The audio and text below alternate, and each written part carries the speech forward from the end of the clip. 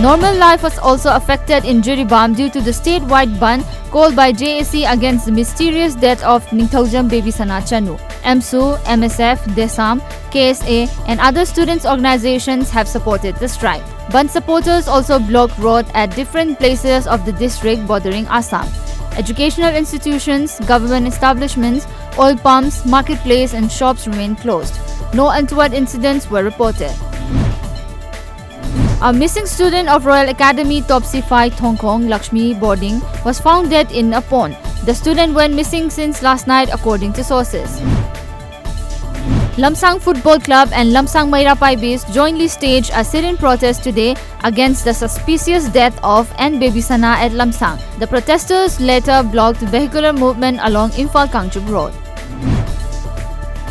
A one-day free health camp only for gynae was organized by Moirang Hospital at the newly constructed building of the hospital located at Moirang Bazar, Bishnupur district today.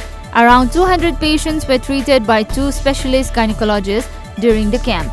Free medicines were also distributed to the patients sponsored by Sign, Oxford, Medibanet, MIPS, Rosebell, Bioscience, Apex, Abbott and Zuventus companies.